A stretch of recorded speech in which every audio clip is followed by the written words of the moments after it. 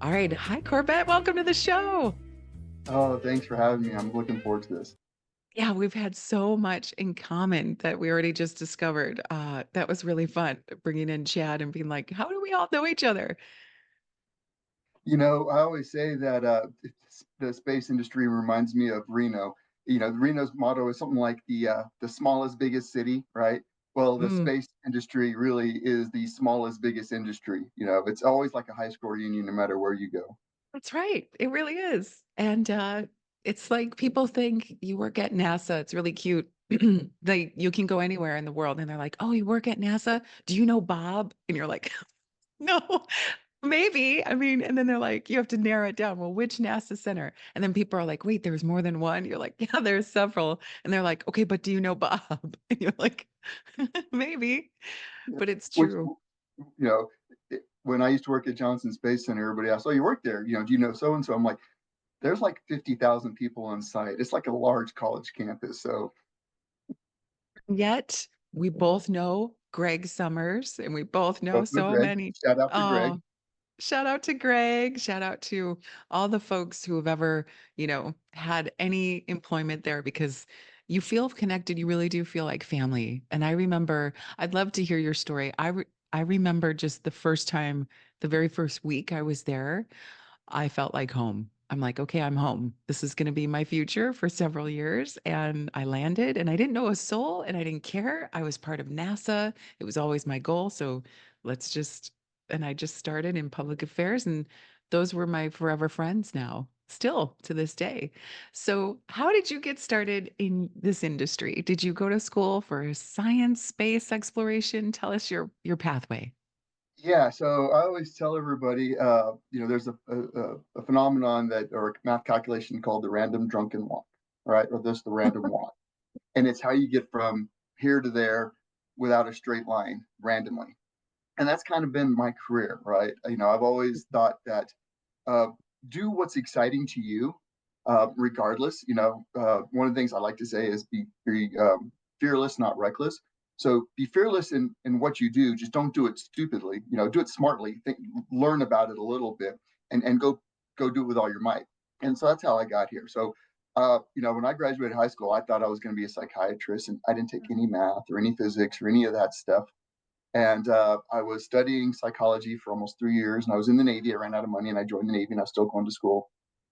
And I decided that wasn't for me. Something in my brain just said this is not logical enough for me. And so I was getting out of the Navy, and I went to the Norfolk Library, and I never made it out of the A's. I saw aeronautical engineering. I'm like, that sounds really cool. And then I saw right next to it aerospace, and I'm like, that sounds even cooler. I'm going to go do that. But then I had to figure out how to go do that. And so I found out I had to take a lot of leveling classes, pre-algebra, algebra, pre-cal, cal, pre-phys. I mean, all those leveling classes. So I ended up taking all Sure. those, and I got in, and ultimately I got 2 degrees in aerospace and a degree in physics. Was this while you were in the Navy as well? No, when I got out, I went to A&M, Awesome. and I got an undergrad and master's in aerospace. And Cool. then when I was at NASA, I only ended up at NASA because I really couldn't find a job at the time. Nobody was really hiring in aerospace, and I was applying everywhere. And funny enough, two of the places I thought I was going to get, they one went out of business. Bill Aerospace out of Dallas went out of business. Andrew Bill, and the other one was Lockheed, and they decided to eliminate the position. And I'm like, is it me? So then, luckily, Walter Barnett, who was the DPS avionics training lead for the shuttle, came and said, "Hey, would you like to apply to this? We really could use an instructor, and you seem like you can, talk well enough to explain things." And okay, and I never even really thought about NASA, in all honesty, until he approached me. I don't know why. Wow. Perfect. That's how it goes sometimes, right? And it's good for especially the younger listeners to hear this. Sometimes there are the lifelongers that work so hard to get there, and sometimes things fall into your lap, or shall I say, the library. Yeah, right, right. Well, thank goodness for him. His name was Walter. Yeah, Walter Barnett. He was the hiring manager for the instructor group, and Nice. he said all my interview really was present me your master's thesis, and so I talked through it and got the job. And how did it feel being, I'm gonna make an assumption here, a younger instructor?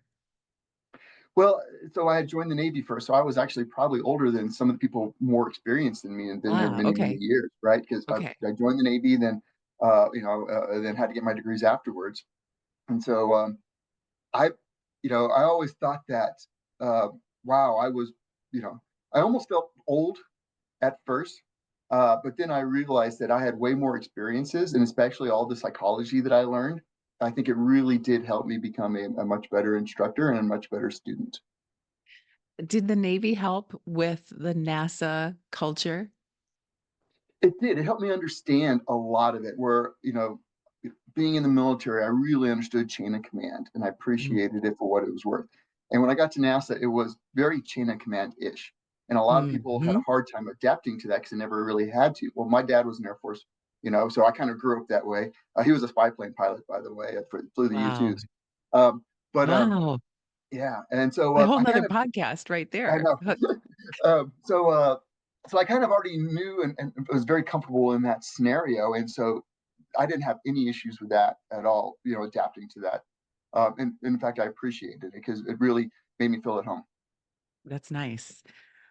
You worked with so many astronauts. I'm jumping ahead now. So I'm getting into your training and your expertise because, again, I'm going to transition from Navy. And I know it's speaking from experience, civil servant walking into NASA and that chain of command, but also that culture and the way of doing things was very new. And so once I learned it, it's like learning another language. It's like, oh, there's a process and there's a way and there's a hierarchy and there's a culture. But that culture is also what I think draws a lot of people into the services and and to NASA and agencies like that because you're a part of a bigger mission. So let's start there and get into how you're training people for their missions, which feels like the weight of the world is on your shoulder. You're literally telling people how they are not to die. Right? But walk us through how your experience and your education helped you share that and your wisdom and knowledge in the NASA setting. Yeah, and it's funny because when I got certified and I was doing one of my first lessons, uh, I was probably a little bit more aggressive than I should have in my feedback. And basically, I started the conversation. Well, the first way you killed yourself was this. The second way you killed yourself was this. And I was told that no, we don't give feedbacks to the astronauts that way, right? But that's what we did in the military. We would put Oh. ourselves in a room and we would be very blunt and open and give that direct feedback, and we'd all be friends going out afterwards, and it was great. So I just kind of assumed the same thing, and I was very blunt. And I'll tell you, the astronauts did appreciate it, especially because it was a military pilot that I was talking to, Mm. and they really understood. And I wasn't trying to put them down; I was just trying to understand the importance of the decision that they made. But at the same time, I remember on another lesson where it was always, the instructors always had this culture to show how smart they were, and they would always try to prove it by saying, "Well, I need you to show me this, and if you can't show me this because I know how to do it, you should know how to do it too." And so I went in. This was with CJ Sturco and the 117 crew. He was the commander, and the shuttle had a backup flight system, and you had a little button. And worst day, they've never had to engage it, but worst day is a redundant software system that hail mary, to save yourself, right, and save the crew. And so we had to give them a lesson on how all that whole system worked. Well, the lesson was always okay, and it was very this logic intensive diagram, and you had to follow this and follow this and follow this, and it took almost a PhD to understand how this whole logic worked. And so he came in and goes, I know you're going to test me. You're going to test me how all that stuff works. He goes, I've been studying all night and I know all this diagram. And I looked at him, I said, you know, of all the things you need to know, this is not one of them. All you really need to know is how much time do you have to hit the button, when to hit the button, how much time do you have to hit the button. And then I put it in pilot talk. If it no worky, what do you do? Well, I do this and I do this and I hit the button again. Okay. Are you going to rebuild this in flight? No. If you're not going to do any of that, then I don't need to put that into your head. And so, again, it was a culture where I was trying to get back into the military culture to say, train what's the most important thing and forget the other stuff. Do they actually say no worky? I say no worky sometimes. I love it. That's see, this is why I love this show because people get to see, like, inside NASA, and they think, like, so official, and it's true. I mean, pilots, experimental pilots, especially, and test pilots and astronauts, they want to be the best and know everything, but also know worky. I love it. This is so Yeah. fun. Um, so what specifically were you training them on, systems-wise? So it was the data processing and navigation. And Mm. so really it's all your onboard computer systems, your software, your crew interfaces, the displays, and then your navigation systems. So anything that helps keep the vehicle going where it needs to go and oriented in the right direction, right? So your GPS or your what we had TAC-ins back on entry, the tactical air navigation, your radar altimeters, all that type of stuff that helps keep the knowledge of the attitude and the navigation. Awesome. Did anyone come in totally rookie and new to be like, "I don't know, I'm gonna learn this with you for the first time," or were most people usually familiar with those systems? If they were a so when we trained the crew, we would train the pilot and commander mostly because they were the ones who were involved in the computers and the displays. But we also had to train the mission specialists, one and two, because they were the ones on the flight deck during ascent and entry, and they had some actions and they had to be able to follow along. So they had to know the information pretty well, as well, or almost as well as the Yeah. pilot and commander. And so they typically don't have a flying background. Mhm. So if they were a rookie, like when we trained the ASCAN class, the astronaut candidate class, right? The 2004 group came in. The MSs, they did not understand a lot of the flying stuff, and so you would have to start from scratch. Of okay, when basics of flying is keep the pointy and forward, right? Type stuff. And how do we do this? You know, uh, So true. Well said. but a lot of the pilots, not the pilots themselves, especially if they were new, they didn't understand modern computer systems and why you would have four computers all doing the exact same thing to help fly the Mm. aircraft. And the importance of it and what happens if one failed and what they needed to do to what we called restring was to be able to pick up a leg of all your avionics equipment that failed by telling another computer to talk to it. And so we would have to Yeah. explain all those things to them. But the scientists and the mission specialists would know about computers, right? And the pilots wouldn't know about them, but the opposite happened. So Mm. We ask a lot of astronauts, don't we? I we mean, do. there's expectations of the things they have to learn and know, the way they have to act and behave, the communication back to the public taxpayers, and so on and so forth. Because you've been so intimately working with them through the years and continue to do so, what is something that maybe would either surprise you or that it would be beneficial for us to know? Maybe the more human side of the astronauts. Yeah, for one, obviously they're people too, right? And so, they tried to do NASA does a great job of trying to select those who they feel are going to represent NASA the best, as well Mhm, as complete the mission the best, right? mhm. And so there's a lot of things we ask, like you said, they have to be, no matter what position you are, you have to be somewhat of a scientist, you have to be somewhat of a pilot, you have to be somewhat of a spokesperson. You have to really understand technical things because when people talk and an astronaut speaks, everybody believes every word out of their mouth. And so you have to be very deliberate with your words Yeah. because if you say one wrong word, because your brain's going too fast, everybody's going to call you out on it. Then they're going to say, "Well, you don't know what you're talking about." And so, it's a lot of pressure for them to handle, very much like a sports athlete trying to perform their best. And if you think about it, their mission is like an Olympics, where they have to perform their best for their mission that entire time. And at the same time, have a great smile on their face and it doesn't matter if they're sick or not. Almost everybody gets sick when they go up into space, but the first thing they want to Yes. do is have a press conference up there, and you have to put on that brave face. And so, you know, I think I think people really think that astronauts are superhumans and superheroes. and a lot of what we ask them to do really is kind of along those lines. Yeah. Uh, but it's just, it's it's a lot of training. I mean, a lot of training for them to be able to go through that. So I'm glad. I'm glad you said that. I really am.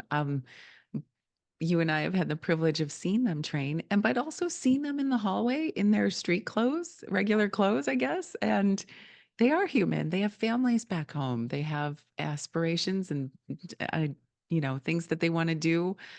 And I love what you said in the beginning is, have passion for something you love and do that fiercely as well. Because a lot of the astronauts, through all that training and all the years of getting to that place, their time and space is limited and it's just abbreviation of their entire life and their work and their career.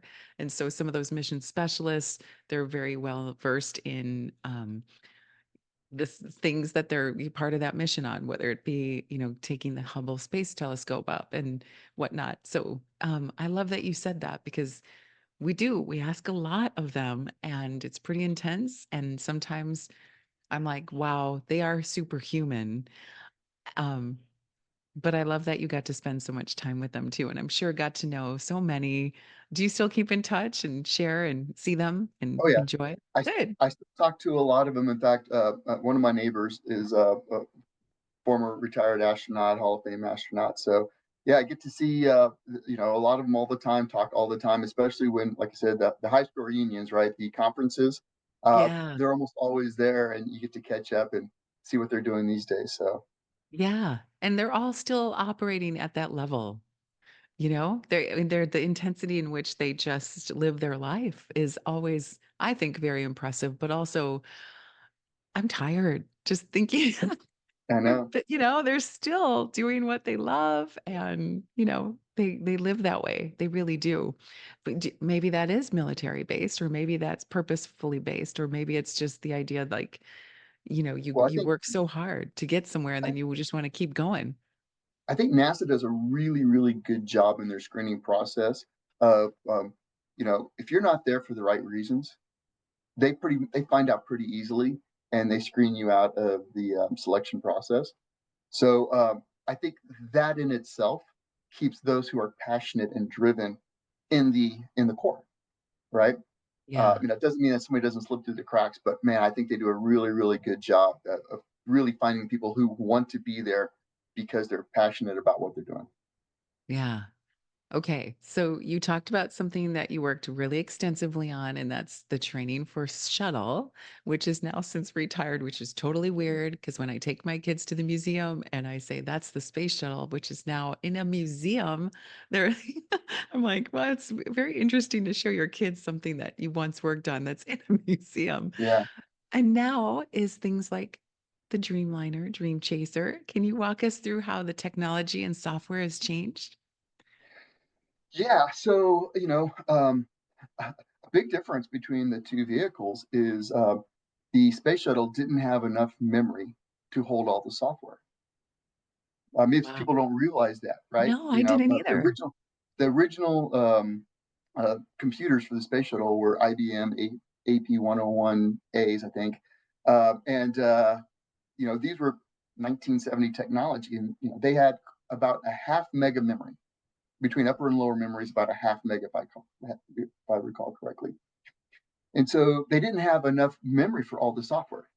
And so what the shuttle had to do was it had tapes, literally driven, tape drives, actual tapes that spun, and then they would have the Ascent software, and they would go uphill with that. And it had a little bit entry, so that in case they had to abort to get home, they had some entry into that. Then they would have to erase all that and load in the orbit software because there wasn't enough room. And then before they came home, they had to erase all the orbit software and put the entry software in because, again, what it has to do for entry and what it has to do for orbit and what it has to do for Ascent are all different. And so, yeah, I mean, that was a big difference. Can you imagine saying, okay, you're going to launch and you're not going to have all the software loaded in your computers? Where, today that would be unheard of. In fact, that would be so risky. I don't think that would be too much of a risk for NASA to accept, right? And so now Yeah. the computers have all the software, and it's not into the different regimes. So that's one big difference Yeah, big in how we do I it. had no idea. Yeah. And then the speed at which the computers talk to each other, we're able to transmit a lot more data over, over different buses, data buses now, right? Exchanging information, voting. What when you have multiple computers, they have to vote on the information between each other to make sure that everybody agrees on the data that they're all calculating at the same time, so that you have what we call known nefarious lieutenants. There's this thing called the Byzantine general problem. And if you go back and look at the Byzantine Empire, and I'm probably going to get some of this wrong, but there was a war battle that they were in, and the general had a lieutenant go and kind of sneak around the back, if I recall. And the lieutenant didn't follow the general's orders directly, and so he was a nefarious lieutenant, and that ended up ultimately causing them to lose the battle. So the way this shows Mm, up in computers is when all the computers are getting all the information all at the same time from all your external sensors. If one computer understands it differently than the other one does and does calculations based on that, now you have a single computer that has a different output than the other ones, right? And so if it's one and you have the other, so you have four computers and you have one that's bad and the other three are totally fine, then you know that this one's the bad guy. But what if two hear it? What if there's noise in the line where two hear it one way and two hear it the other way? And yeah. so now, who do you trust? You got two groups of twos. And so and that was a problem on the shuttle. If you ever got into that, you don't know who to trust. So in modern computers, we can exchange data much faster and we can exchange more data to try to ensure data congruity between all the computers so that you can pretty much eliminate that phenomenon. So that's another thing that we've been able to do with modern computers. Fascinating. Is this applicable to the go, no go for launch? How we're taking that data from the four computers in shuttle days and saying this one says yes, these three say no. So no go. So that would be a reason. So if one of them didn't agree, but the system was autonomous enough that if it heard that one of them didn't agree, it would automatically vote it out. Ah, And because it voted it out, if you hadn't launched it, then that would be a flag to say, wait a minute, we've already failed one of our computers, and we're not going to go with a failure, I see. Wow. right? Oh my So, but gosh. it was more important when you were flying, especially either an ascent or an entry. If you're flying in your computers, each computer is commanding, a jet or commanding an aerosurface or whatever, and they start disagreeing. So that's why you Yeah. need to make sure that if you can single out which one is disagreeing and sending the wrong commands out to the aerosurfaces or the jets or whatever, you get that person out of the equation right away. Mhm. So one of the things I don't know if it's still applicable in some of the new software and technologies and space companies that, NASA, the joke was there's always a backup for a backup for a backup for a backup. And it's also one of the reasons why astronauts like Chris Hartfeld and some of the other ones Absolutely. have always said, like, you trust the people in the system so that by the time you are actually launching, everything has been exhausted. And now you're just going to work. And a regular day is full of anomalies. And that's what you want. You want to go safely, obviously, but I love thinking that way. It's like, and I live my life that way. And maybe I got instilled at NASA, but I always have a backup. I can't even think of times where I don't. Even my kids make fun of me because they're like, "What's the backup?" And I'm like, "It's just what you learn so that you can operate safely and most effectively." Are there needs for that in some of the newer companies and space entities that you're seeing or that you deal with directly? Oh yeah, I think So back in the shuttle days, yeah, I agree with you. I would come home from a training day and just mentally exhausted because you Yeah. always turning in your head, what if, what if, what if, what if, what if, what if, right? Every time something happens, every time somebody does something, what's the next worst failure? What if this happens? What if this happens? What do I do? What do I do? And you just don't turn your brain off. And so I find myself doing that when I drive every day, right? If I'm driving on the highway, I'm going the speed limit, 70 miles an hour, say, I saw I'm that eye always, roll. I'm always looking, okay, if if something happens, can I go into a lane? Is there any lane next to me that I don't even have to think, I can just go into a lane. So I'm always looking, where's my out? Where's my out? Where do I go? If the car in front of me slams on their brakes because I may be a little Yeah, too close, where do I yeah. go? It's always the what if, the what if, the what if, right? And I don't think you're ever going to get away from that. It's Now we're ingrained, going to yeah. automate a lot more things, and we do automate a lot more things, where we've learned that we can automate it because it's going to happen faster, and we're smarter about how we automate it. Especially since modern technology can, exchange the data faster, like I was talking about, so that it enables you to automate a lot more things. But we will always, slow it down on purpose, just in case, like the first time we do it. So, I'll give you an example on the Dream Chaser, but it didn't have to be the Dream Chaser. The whole sequence from launch to becoming an orbiter, right? Once you get off the rocket, the whole sequence there could be totally automated, and the vehicles can do it on its own, no problem. It would have absolutely no, unfolding its wings and doing its solar arrays and looking for the sun to get power positive and looking for the satellite to get communication. All that could be on its own. However, the first few times you do it, you build pauses into it, Mother May Eyes, because you want to Ah, make sure that because the first time you do the solar arrays or the wings, you don't want anything to bind up because you've never really done it in space before. So you want to slow the process down and watch how it works. Then after you've done it, a ton of times, you have comfort that yes, it does work every single time, and now we can just automate it to work, right? makes And sense. so Sure. yeah, and so you'll always have that, even in the modern vehicles. You'll always want to be cautious, and say, okay, well, what if this happens? How do I know? And then you put extra telemetry, and you always do that. So, and then you train that way. You train the what if so many times that you expect the actual day to be an easy day. My console days were super easy compared to my training days. I didn't leave console wanting to, just go to bed, right? When I was actually doing the mission. But every time I did training, I wanted to go to, right when I got home, I wanted to turn my brain off. Let's talk about that. Yes, because I'm so excited to get to some other questions, but being on council, let's the pressure, you said it was easy? What? I mean, most people see mission control, and what they don't see is something that you alluded to, which is, again, speaking as a NASA former employee, that there's a training whole nother center behind the wall in the other room that's doing the same sim or perhaps real event. And then there's another room behind that room. Again, the idea we just talked about, the backup behind the backup. But your experience personally, so it must have felt so incredible. So I've done both rooms, right? I started off doing the training room, and then I went into the mission control room. And the reason why, when you actually do the mission, it's comfortable is you've trained every worst day scenario multiple times. I mean, the worst on top of the worst on top of the worst day Yeah. scenarios multiple times, right? Because you want it to, if that ever happens, you don't want to think about it. You want to just instantly go into that mode, and you know exactly what to do. Hmm.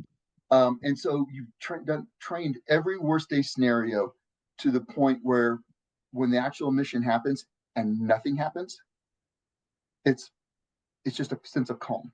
Yeah. If you even go back as far as the was it the Apollo 11, I believe, with the what was his name, Steve Bells or something like that, who they had an alert because a radar was putting too much data in the computer, and the computer was getting too saturated, and it was alert.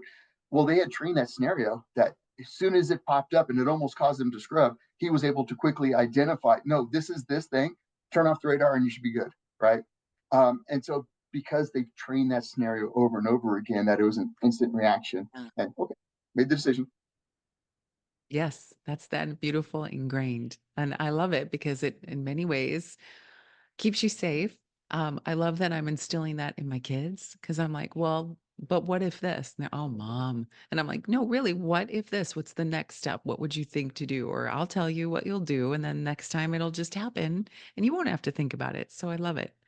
So Um, by the way, the relationship between the training team and the flight control team, I really, really like, because the training team is there to create a puzzle, not an unsolvable puzzle, but is to create a puzzle that you need to figure out what happened and what's the solution, Mhm. right? And maybe the solution is you abort and come home, or maybe the solution is you turn something off, or you just ignore it. And then the flight controls team, their whole job is to solve these puzzles, and that's really what it is. Every Yeah. time the relationship is they're creating a new puzzle and they solve it, and they're creating a new one. And so when I was doing both jobs at once, um, I actually I wasn't paying attention. And so I wrote a training script saying, okay, here's the puzzle. And then I looked and said, who's actually the person on console who's going to be looking at this? I want to make sure because when you're creating the puzzle, you always keep the person in mind, right? The crew and the flight controller, you put it in mind. Where are they showing tendencies in the past that they might trip up? Because what you want to do is you want to expose some things to them, like this is where you have a tendency, and then you want them to understand it, and then you give them training on it. Then you show them again later to show that they've actually learned that no longer an issue. And so you try to create these scenarios for the not just for the mission, but for the people as well, right? And so I was looking, and I wrote a training thing up, and I said, who's the person who's on console? Let me make sure this fits them and exactly right for them. Well, come to find out, it was me. So like, well, that's not going to work. I can't write my own training. So There's that psychology coming back to haunt you, right? In yeah. behavioral studies. Yeah, that's so great. There's so many things that I'm excited to ask you about. Let's start, and I'll list a few, and then let's have you jump in on the ones that you really stand out. We can talk about NASA DART.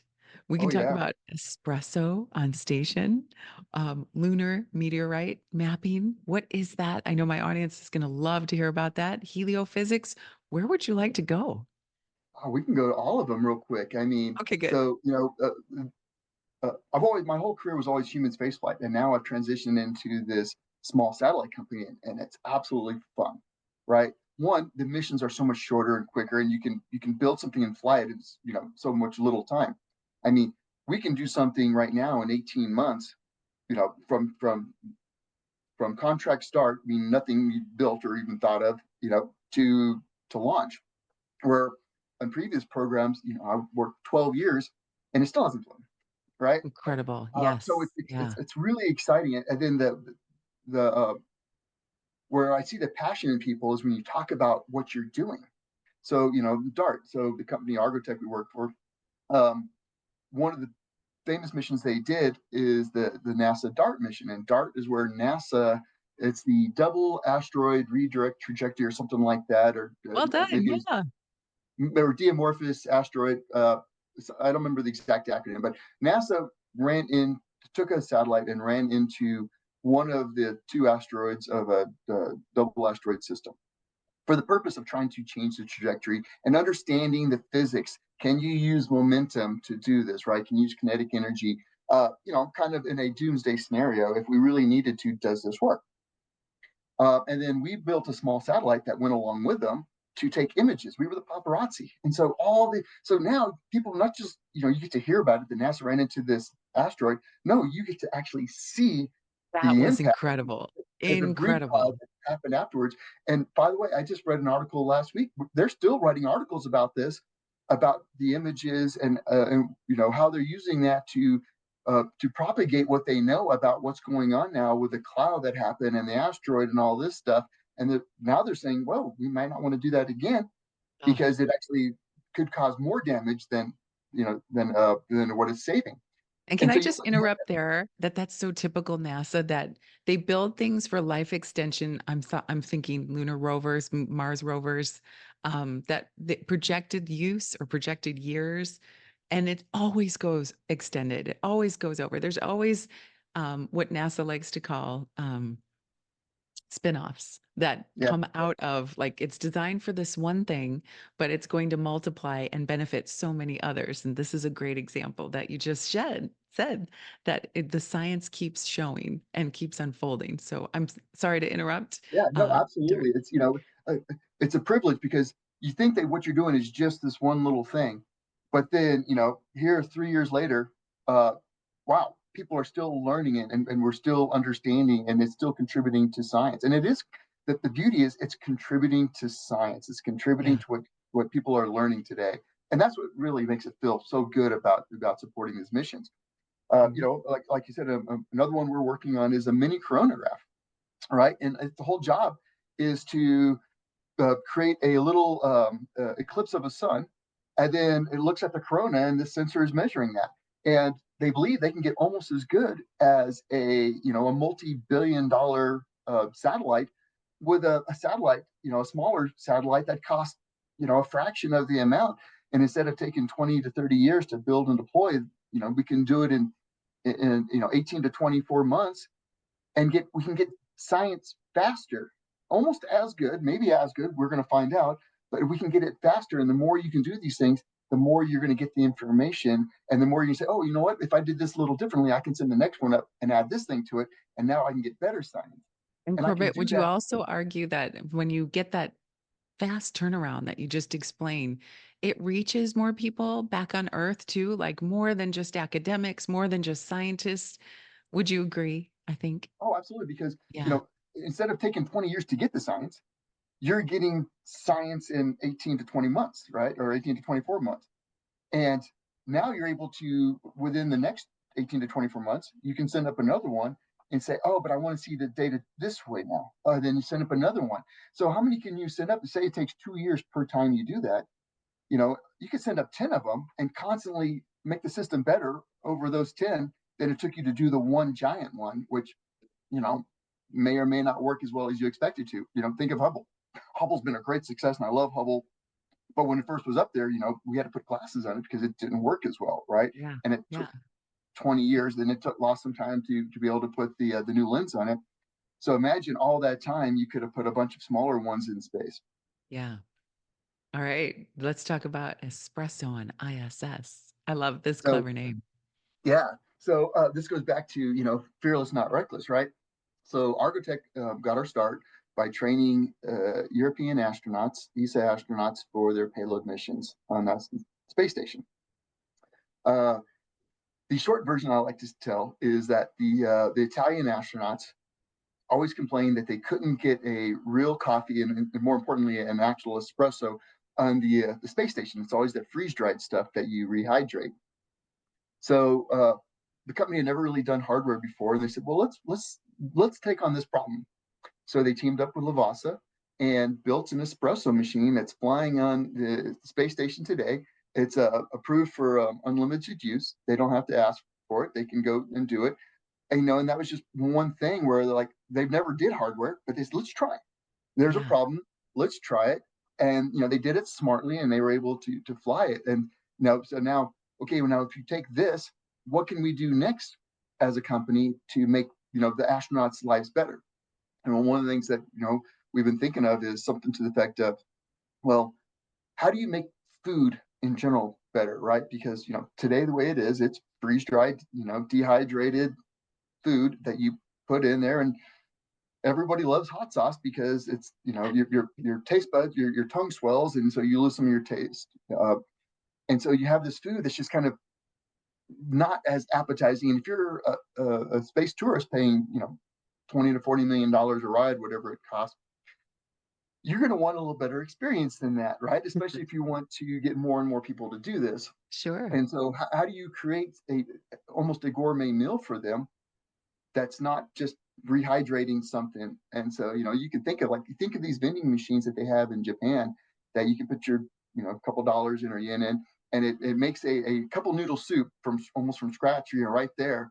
And you can get this thing delivered hot and exactly what you want. Now, you imagine you could have a whole meal planned out for 2 weeks, and delivered in a suitcase or something, and you say, "I want this meal today." And so, what can we do in terms of that? Yeah. Do you happen to know Vicky Colares from NASA Oh, Food Service? She was the head no, I do of the not. NASA. We had her on the show last month, and it was so great to talk to her because now she's retired. But this is a challenge, and I love hearing your career path to walk through the beauty and the symmetry of working with humans and also exploring space, working with software, humans, because it's across the board, right? We as we engage and as we explore, we want to be safe, we want to be protected, and we want robots to help us explore, but we also are humans, so we have to have certain comforts, certain things that we can put definitely our yeses into and say, okay, if I'm going, it's something I can trust will have a human experience. And Right. you've touched a lot of this part throughout your career. It's interesting how you started with psychology and then moved into shuttle and systems and computers, and now satellites. food, so many things that you've touched and gotten to work with. What's some of your favorite or a standout that you would just like, this blew my mind and this was incredible part of the career path? Yeah, I'll say there's a couple of them. One of them, of course, is the very first shuttle mission that I trained the astronauts and I worked mission control. I got to see both sides of it, and I got a shout out from space from one of the astronauts said, Did "Thank you? you for all the great training." Oh, That was one of the coolest things ever. Another cool one, again, back to the shuttle days. This was on the 125 crew. The last one went to Hubble. My kids were young, and I would always tell them, "Oh, I have to go to work because I'm putting the astronauts to bed because I work the overnight shift." Right? did they And then understand when they were they younger what you understand did? because, and they said, and Daddy, do you read them a bedtime story? Oh my gosh. And And so did you say sometimes? I sent an email to Scooter, Scott Altman, right? Yeah. And I said, you probably get this when you get back, but here was a funny story. One of my sons asked tonight, if I'm reading you guys a bedtime story because I'm putting you to bed, for mission control. He sent me an email back the next day from space saying, "Oh, tell your kids these are my favorite two stories." And then when he came back to Earth, he actually gave me both those books signed for my kids. Wow. What were they? Do you remember? Uh, it was Goodnight Moon and Yes. Mike and his Magic Steam Shovel or something like that. Um, See? so that was from the astronaut side of it. That always, and that always made me keep wanting to do this and wanting to do this. Right, it helped the passion. And then the first time I ever did actual flight test engineering, we when we did the atmospheric drop test for Dream Chaser, Mm. we picked it up by helicopter at Edwards Air Force Base and dropped it from 12,000 feet, and the thing flew itself. And that was one of the highs and one of the lows, because first of all, you're dropping this thing and you're like, I hope it flies because it looks like a lawn dart right now, right? Because Yeah. the first thing it has to do is it has to put its nose in the ground and try to get as much speed as possible so that it can fly because it had no engines. And so that was a very, very stressful situation. And then when you see it flaring and you see the wheels come down, you're like, okay, I feel much better. But it didn't stick the landing. One of the landing gear didn't come down. And so you're super excited because this thing flew and that's what you wanted to prove is that it fly. But you also needed to stick the landing to get that 10. And it didn't Yeah. stick the landing. Uh, but that whole experience of building the vehicle and flying an actual autonomous vehicle and having it land itself, and then having to pick up the pieces and then rebuild it, and we flew it again the second time successfully. You know, I think that's probably going to be one of the highlights. Now, I say that, but we've got a lot of missions coming up with Argotec. Like you said, sending one up to map meteorites hitting the moon, Yes. Walk us through uh, that. and in space weather, and as soon as this thing happens and you see it successful for the first time, it's just like having a new baby. You forget everything else. It's like, well, this is my new proudest moment, right? Is the Sure. fact that something that we built in such a short amount of time is working and producing science for the future. And so it's always it's always the last one thing that you did is the thing that's on your mind, but as soon as the next one Yeah. comes out, it's your new favorite. Of course. And that when is that mission? So that one should be, I think, end of 2025, beginning 2026. It's called Lumio. And we have another one. It's Henan, which is where, again, we're doing space weather, building a satellite to map out different space weather. And the beauty is that, we have these customers come to us and like, hey, we have this exquisite payload, but we don't know how to get it into space. And this thing just measures whatever we need to measure. And so now we can build the bus for it, right? As we call it, a bus. It's no Mhm. different than kind of a moving van. Think about, hey, you have a baby grand piano that's your favorite thing, and you need to get it from here to there. And so we build the moving truck for it, and we get it positioned and get it all right so that it works properly. And so, the camaraderie between us and the payload provider, it's such a great experience. And some of these payloads obviously are known, and then some, would you say, extend? There's so many payloads that I know NASA, you get on the wait list for years and years and years. And now more than ever, and I'm touting you and your work and Architect, you have the ability to extend that invitation out to more than just academics, hard science. Are there any particular payloads that you can speak of that are like outside the box, perhaps, of what people would think are like traditional payloads or traditional customers? So the beauty is that by using these small satellites, you can now do science so much cheaper that you offer the availability to people to think outside the box and create Mhm. a new payload to say, oh, I never thought we could do this because I always thought it was going to be too expensive, right? But now because we can use these small satellites and we can do it for a few $1 million versus tens or hundreds of millions of dollars, and now you open the aperture for what's possible in terms of payloads. And so now you're seeing all of these different institutions and these investigators, sorry, these primary investigators, uh, now they're really thinking outside the box. So Yeah. they're looking at stuff like, can we beam power from one spacecraft to another spacecraft? And you can think about the importance of that. Well, if one is in sunlight and it has all the energy it can create from the sun, and another one may be eclipsed by something, can you beam that power to it? So then you don't have to create an artificial power source. Um, in communications, there's a lot of stuff in communications. How are we using Mhm. optical and laser communications? Because you can get a lot more data faster over there, right? It's based on your size of your pipe, right? The bandwidth.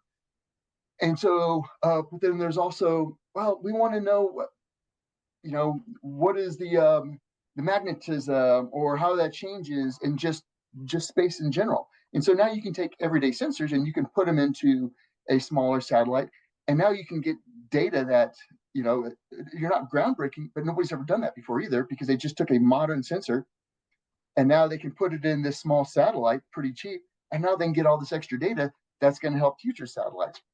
And So I wanna there's I wanna ask this question correctly. What are some, I don't wanna say constraints, but what are some things, if we can think so far outside the box, like you just explained, what are some things we're still tagged to stay within the box? Is it like weight? Is it space?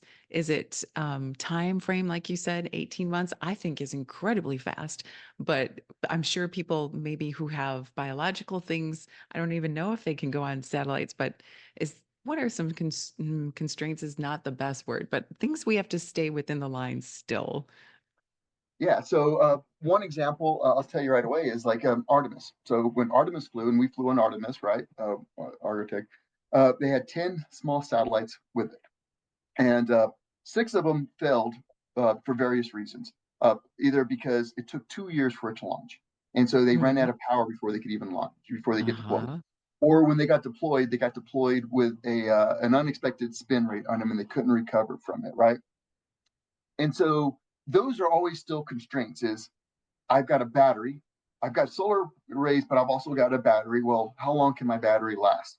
And especially, if missions get scrubbed, right? And a lot of NASA missions, they get scrubbed for various reasons, or maybe another one needs the rocket or whatever it is. And so you have those constraints.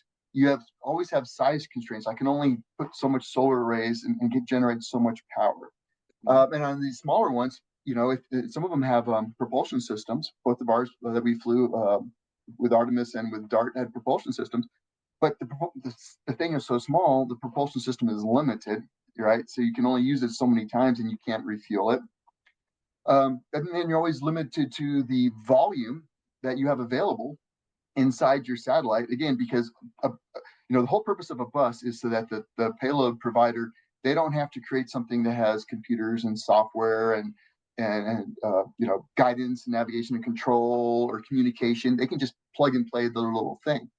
But because the bus still has to have all that other stuff, I mean, your house, you can only fit so much furniture in your house, right? Yeah. You have to Yeah. have all that other infrastructure in your house.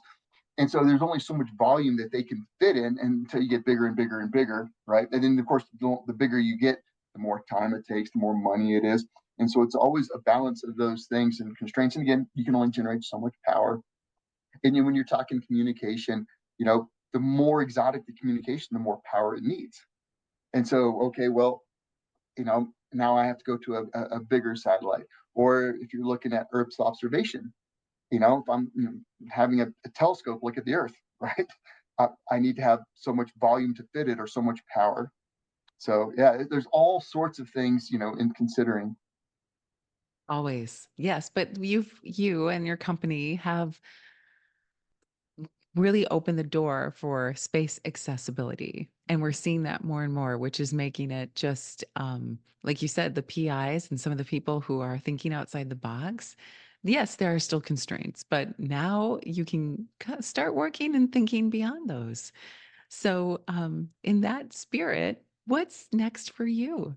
Are you enjoying your time and seeing all these new developments? And are you forever busy at your desk and still get to have some one-on-ones with the human side of space flight too in the days former that you had?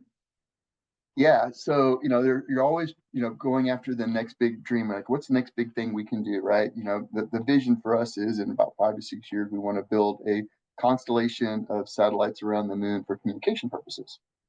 And so, how do we get there from here? Because if you try to do it all on your own, typically you'll go broke. And you see a lot of these Mm, companies who try to build these things and put it in space. We call them space as a service, where you're offering a service for folks.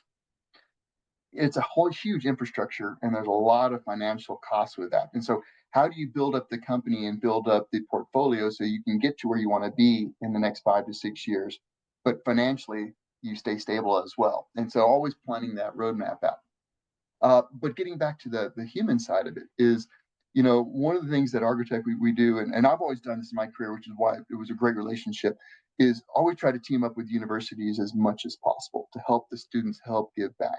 So I'm on the advisory board at Texas A&M. In Argotech in Italy, they have a relationship with their intern, and they have a relationship with the Polytech University right there. In fact, they bring in a lot of students to do their master's thesis for programs we're doing at Argotech. So they get real world experience and they get their thesis. And then when they come out, we usually hire them. And now they're an employee who has a lot of experience. And so nice. now what I'm doing in the US, I'm trying to build that same relationship up with a lot of local universities, because a lot of them will have small satellite programs or design programs, or they'll have human spaceflight pieces of it. And so I'm always, whenever we're at a conference, or whatever, and the university comes up, I'm always saying, sure, let's create a relationship. And if anything, I can, even offer advice, or I can sit on a design review. And so you really get that human interaction, and you get to help, give back to a career that's been so successful for me. That's great. I really appreciate that because there's so many people in universities that have those fresh new ideas and they have a beautiful blank slate. They of course have the constrictions that we talked about, the framework, but they really dream big and that's always fun to watch and Yeah. guide. So fantastic. All right, as we wrap up, what do you do outside of your work in the space industry? I read some pretty interesting things about where you've explored yourself for 7 days in the desert without what is that true? Yeah. So, I always like to kind of just turn my brain off and get away from everything. And that's how I recenter myself, right? So Okay. back in the day when I was younger, I used to be big into what they call adventure racing. And it's a multi-day off-road triathlon where you just use map and compass, four-person team, and you race for day on day in until until you finish, right? And the team who does it in the least amount of time wins. And I've always, I don't race anymore because now that I'm, gotten a little bit more mature, but I still like to get Mhm. lost. And so, I for 5 or 6 years in a row, we would just go into the Grand Canyon, and you just tell them I'm going to be in this zone, in this zone, in this zone, and you're hiking around and just kind of exploring the Grand Canyon for a week. And all you have is, I try to do it as little as possible. Your phone really doesn't work in the Grand Canyon, which Mm. is good, because then work can't call me and say, "Well, I just have this one question." Sorry, it doesn't work. Nope. Uh, but you got a map and compass, and you can get to where you're going to go. Same thing up in northern Minnesota in the Boundary Waters. You just take a canoe and you just go out for a week, and you go island hopping, and you just kind of get lost, and it's Do you so still much do fun. that? I still try to do as much as possible. Uh, you know, it's less and less these days, but I try to do it at least every other year. So, and I even And got what to my kids where I would bring my where my kids were younger and we would try to do it. In fact, one time everybody thought I was crazy because I took them in the Grand Canyon for a week during the middle of summer. And in the bottom of the Grand Canyon, it's 120 degrees outside, and everybody's like, "Oh, it's so dangerous. How are you going to take your kids out there?" But again, it's fearless, not reckless. You have to yeah. do it smartly. So you travel at night or early morning when the sun's down and it's easier to travel. You find locations that are next to water and shade, and you plan that out ahead of time. Mhm. And we had the greatest time and didn't have to worry about it. In fact, they were complaining about being too cold because the mountain runoff water was so cold that they had to get out to warm Oh, up 120 degrees. And so, oh my you know, gosh. so hopefully I've tried to instill a little bit into them as well. That sounds great. That sounds very inspiring, actually. Getting lost, yes, when you find yourself and a lot of other answers to things that you can't get when you're in the routine of the daily crushing it, putting out fires. This has been so fun to catch up with you, but really to learn and be inspired from you. A lot of listeners enjoy hearing career paths, and I love that yours was kind of all over, but also intentional and purposeful. And I love that you've found a place now that is always looking for the next thing. It sounds very hopeful. People are going to want to maybe perhaps get in touch with you and ask questions, but certainly learn more about Architect. So we'll put both of those links in the show notes if that's all right with you. And you mentioned working with students in universities. So if there's any of those that have Yeah. direct relationships, I'd love to include those as well so that students can find something there too. Um, Yeah, actually, one of the things I did a couple of years ago was I put a LinkedIn post saying it was for we were trying to hire an intern. I said, but if you have any questions about space at all or want to know more about interviewing, here's my contact information. I put this on LinkedIn, and I still have people reach out to me today. I had a kid who was going to graduate college reached out and said, "Hey, I saw this post with your information. Are you really willing to talk?" I was actually driving from Florida to Colorado. I'm like, "Sure, let's do it while I'm driving," and talk oh, to him wow. how about what he should consider for interviews and the whole process and everything. And because I've interviewed thousands of people and what they typically look for and how to prepare himself. And so I still get these calls all the time, and I'm more than happy to answer it whenever I have time available for sure. Well, this is fantastic. Thank you so much for extending Yeah. that. Maybe I'll take your training. I'm always looking to learn, and we can always learn, right? Definitely, Right. for sure. Corbett, this has been really fun. I would love to have you back on the show anytime. And if we just want to talk about maybe students who are looking to get into the field or, small satellite understanding or anything that we've talked about and we want to extend upon today, I'd love to have you back anytime. Yeah. Just you say when and where, and I'm there. Oh, that's fantastic. Okay. And if you're ever in Chicagoland, please know that you have a place and I look forward to seeing you when you're passing through on All all right. these Hey. adventures, especially going all the way up to Minnesota, our neighbors up north. Yeah. All right. Thank you so much for joining us today on the show. It's been really fun. Hey, this has been great. I really appreciate it. Thank you.